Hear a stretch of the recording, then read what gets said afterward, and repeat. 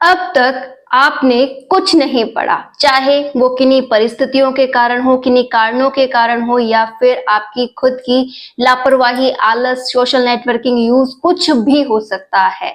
और आप हर दिन अपने आप पर गिल्ट कर रहे हैं। हर दिन रात को जब सोचते हैं तो ये सोचते हैं कि मैं कितना गलत हूँ, मैंने कितना समय व्यर्थ कर दिया, मुझे इस समय का सही उपयोग करना चाहिए था, मेरा भी एग्जाम निकल सकता था, मैं भी कुछ कर सकता था। मतलब बहुत कुछ आपके माइंड में चलता है और आप खुद से एक गिल्ट फील करते हो और सोचते हो कि कैसे इस समय का सदुपयोग करूं। तो अब ये जो वक्त है, इसे भी आप एक बहुत अच्छा अगर उपयोग कर लेते हैं तो आप अपना सिलेक्शन सुनिश्चित कर सकते हैं। आज ऐसे ही कुछ बिंदु मैं भी आपके साथ शेयर कर रही हूँ। इन बिंदुओं को अगर हम अपनी लाइफ में अब अपना लेते हैं तो इस बहुत कम समय में भी हम बहुत अच्छा कर सकते हैं।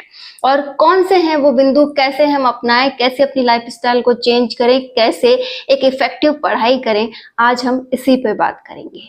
लेकिन उससे पहले एक इम्पोर्टेंट जानकारी जो कि आपकी तैयारी को बहुत अच्छा बना सकती है, वो भी मैं आपके साथ शेयर कर दूं। टेक्स्ट बुक नाम आपने भी सुना होगा। टेक्स्ट बुक पर चल रही है ग्रैंड उत्सव सेल, जो कि आज से स्टार्ट है 29 अगस्त से और चलने वाली है 31 अगस्त तक।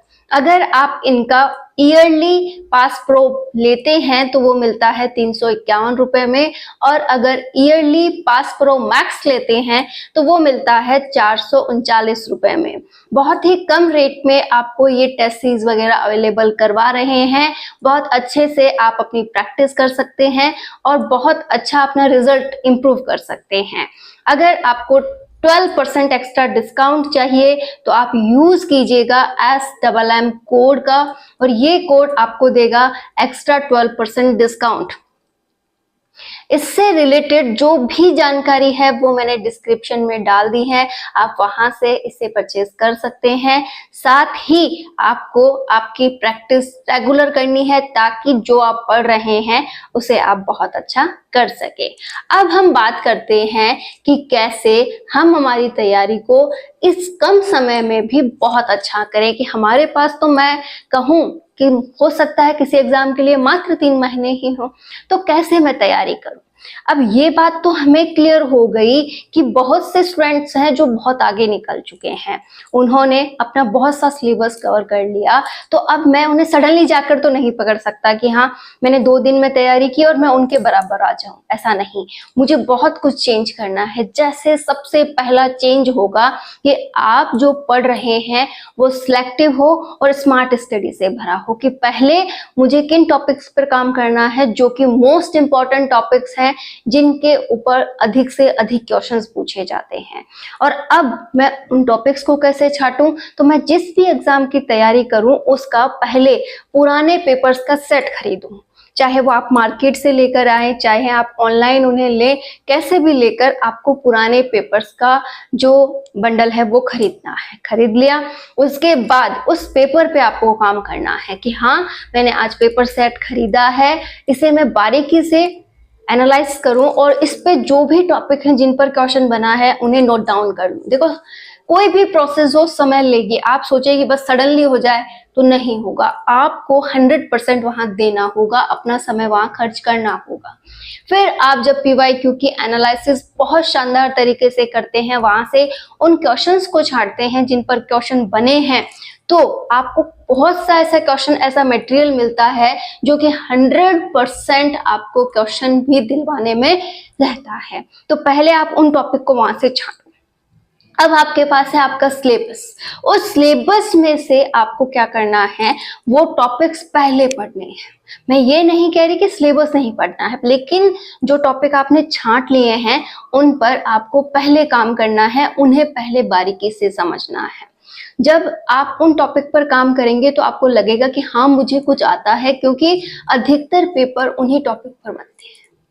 तो आज से ही पहला काम क्या करना है, PYQ एनालिसिस। PYQ एनालिसिस से जो क्वेश्चन मिले हैं, जो टॉपिक्स मिले हैं, उन्हें सिलेबस में देखना है ये कौन से टॉपिक से रिलेटेड हैं और उस टॉपिक को पहले तैयार करना है।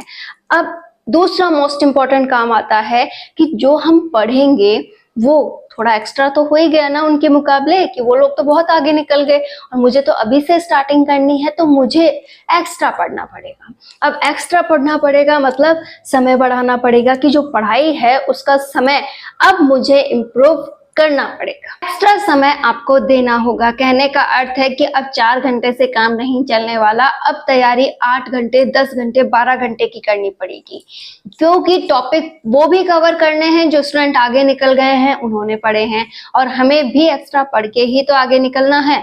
तो 2 तरीके से हमें 2 टॉपिक लेकर, 3 टॉपिक लेकर तैयारी करनी होगी। तो हम क्या करेंगे, समय तो एक्स्ट्रा देंगे। तो दूसरा काम सबसे इंपॉर्टेंट आता है कि हम समय निकालें, वो भी अधिक। तो आपने 2 काम सीख लिए हैं। पहले तो मुझे वो टॉपिक्स पढ़ने हैं जो मोस्ट इंपॉर्टेंट हैं और जिन पर क्वेश्चन आने की अधिक संभावना है। तो आप पहला काम वो करेंगे। दूसरा, अब पढ़ाई को समय अधिक देंगे। तीसरा सबसे इंपॉर्टेंट काम ये करना है कि जो पढ़ रहे हो, जो जैसा पढ़ रहे हो, जैसे एक टॉपिक पढ़ा, 2 टॉपिक पढ़ा, आपने पूरा उसको सर्च कर लिया कि हाँ इससे इससे ऐसे ऐसे क्वेश्चन आते हैं, ठीक है।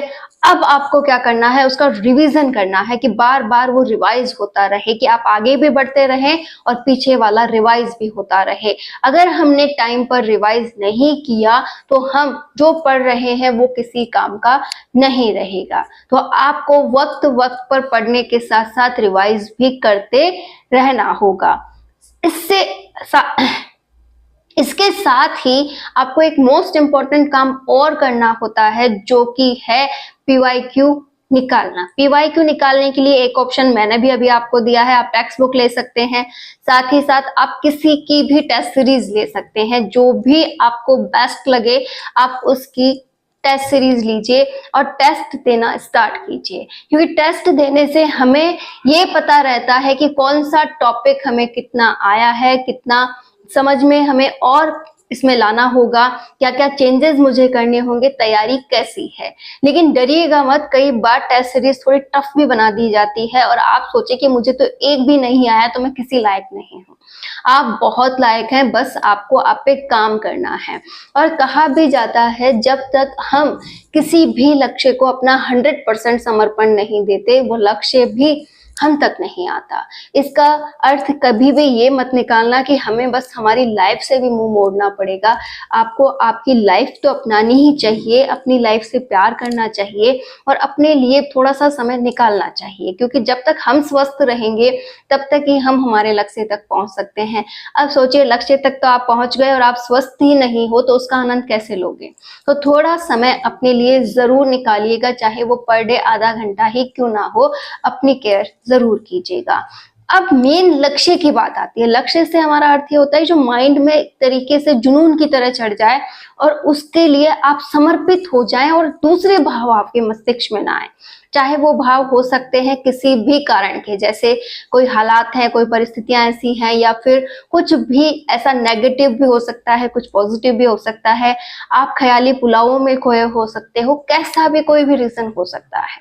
लेकिन उन्हें वक्त ना देते हुए आप क्या करें, टोटल समय कहाँ लेकर आए, अपने जुनून की तरफ लेकर आए, अपने इस लक्ष्य की तरफ लेकर आए। तो उसे कहा जाता है अपना लक्ष्य समर्पित होना, कि हाँ मुझे इस लक्ष्य के प्रति समर्पण मिला है, मैं पूरी तरह से अपने लक्ष्य पर समर्पित हूँ और इसे पालूंगा। जिस दिन हमने ये कर लिया, सबसे इंपॉर्टेंट बात है, अगर चाहे आप इसे अपना लें चाहे आप फिजूल की समझें, लेकिन ये बहुत ही इंपॉर्टेंट लाइन है कि हमें अगर किसी लक्ष्य को पाना है ना तो उसके प्रति 100% समर्पित होना पड़ेगा। फिर ये नहीं कि मैं ये कर लूं, मैं वो कर लूं, या फिर मैं ये सोच लूं, मैं ख्याली पुलाव बना लूं, या परिस्थितियों में डूबा रहूं, या कुछ भी कारण हो। अगर आप अपना ध्यान भटकाते हैं, अपने आप को तोड़ते हैं, तो वो वहां पे नहीं चलेगा। अगर आपने 6 महीने या 1 साल या कुछ दिन, जब तक आपकी एग्जाम नहीं होती है तब तक अपने मस्तिष्क में एनी टाइम अपने लक्ष्य को रख लो, जुनूनी हो जाओ उसके प्रति, वो आग अंदर से लाओ कि हाँ मुझे इसके लिए कुछ करना है, इस बार तो कर दिखाना है, ये समय मेरा है, इस समय को मैं अपने अकॉर्डिंग चलाऊं और आने वाले वक्त को अपने पक्ष में कर लूं। ऐसा जब हमारे मस्तिष्क में आता है ना, तब होता है एक नई शुरुआत का स्टार्टिंग। और उस समय हमें ऊब नहीं आनी चाहिए कि ऐसा नहीं कि हाँ 1 महीना हो गया है मेरे इस रूटीन को फॉलो कर तो रहा हूँ, हो जाएगा धीरे धीरे। कुछ एक्स्ट्रा और देखते हैं, थोड़ा सा सोशल नेटवर्किंग की तरफ जाऊं, या फिर कोई भी आपका मसला हो सकता है उस तरफ मैं जाऊं, या फिर कुछ भी आप ऐसा सोच लेते हैं और समय को व्यर्थ करने लगते हैं, तो वो नहीं। एक लंबी कंसिस्टेंसी यहाँ बनानी होगी। आपको बहुत से ऐसे त्याग हैं जो करने होंगे। आपको जो भी ऐसा लगता है कि यहाँ समय देकर के मुझे खुशी मिल रही है, तो वहां से वो समय निकालना होगा। यहाँ पर आपको कुछ सेक्रीफाइस तो करने होंगे और करने ही होंगे। और अगर नहीं करते हैं तो वो 100% अपने लक्ष्य को देना नहीं होता है।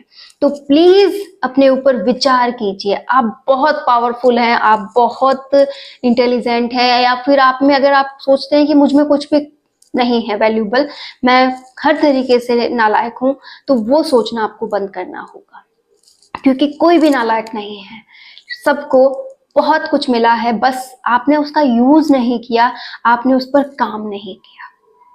अगर आपको लगता है कि मेरी कभी भी कोई अच्छी परसेंटेज नहीं मिली, मुझे अपनी क्लास में टॉप आना था, मैं कभी टॉप नहीं आई, या फिर आपको लगता है कि मुझे वो शील्ड क्यों नहीं मिली, मुझे भी वो प्राइज मिलना चाहिए था, तो कोई बात नहीं, आपको नहीं मिला। लेकिन आप नालायक नहीं हैं, आपको बहुत कुछ आता है। और एक बार आप सच्चे दिल से सच्ची मेहनत कर लीजिए, इस बार वो शील्ड आपके घर जरूर आएगी। और जरूरी नहीं है कि 10 शील्ड आए, एक शील्ड इतनी पावरफुल आ जाए, एक प्राइज इतना पावरफुल आ जाए कि 10 को कवर कर दे। कि अगर आप अपने घर की शोपीस में अपनी जो ट्रॉफीज थी उन्हें सजाना चाहते थे, और इतनी ट्रॉफीज आपने कभी कमाई नहीं है, तो आप ऐसा सोचिए कि एक ट्रॉफी तो ऐसे लाऊं कि हाँ वो इस घर के इस कॉर्नर में जब सजे ना, तो सारी ट्रॉफियां फेल हो जाए। और वो मौका है इस बार। आपने जिस भी कंपटीशन का सोचा है, जिसकी भी आप तैयारी कर रहे हैं, उसे अपना 100% देना। और इसे प्लीज लास्ट मौका मानकर ही तैयारी करें। क्योंकि हर बार जब हम ये सोचते हैं कि इस बार नहीं नेक्स्ट बार हो जाएगा, तो हम बहुत सारा समय व्यर्थ कर देते हैं। अगर हम हर मौके को लास्ट मौका मानकर ही उपयोग करें, तो इस बार नहीं होगा तो हम एक ही बार और मौका लेंगे और उस बार निकाल लेंगे। लेकिन हम हर बार ये मन में रखें कि नहीं, हम हर बार ये नहीं यही सोचें कि चलो नहीं ठीक है हो जाएगा, इस बार नहीं हुआ तो नेक्स्ट बार हो जाएगा। उम्र का एक पड़ाव बीतता भी है और उससे हमें बहुत कुछ खोना पड़ता है। तो क्या तैयारी को ही हम ऐसे समय देते रहेंगे? क्या हम ऐसे ही अपने समय को व्यर्थ करते रहेंगे? इस लाइफ की बहुत सी जिम्मेदारियां हैं, बहुत से ऐसे काम हैं जो हमें करने हैं, तो तैयारी को हम एक लिमिट तक समय दे सकते हैं। बहुत सी जो महिलाएं हैं वो तो अब यह हार भी चुकी हैं कि मैं इतना समय दे चुकी हूँ, अब मुझसे नहीं होगा।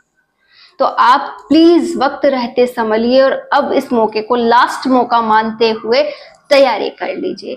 और होगा आपका 100% सिलेक्शन होगा, यदि हम ये बात ठान लें कि हमें इसे पाना है, हमें इसे कर दिखाना है, तो वो होगा।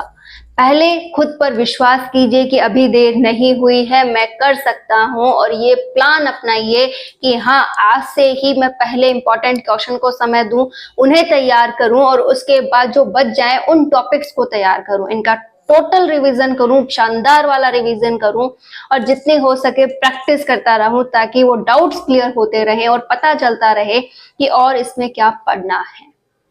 आप जरूर करेंगे अगर आपको सफल होना है। 1 साल की पढ़ाई को 3 महीने में करने के लिए आप खुद सोच सकते हैं कितना स्ट्रगल है, कितनी मेहनत है। तो कीजिएगा, जरूर सफलता मिलेगी। All the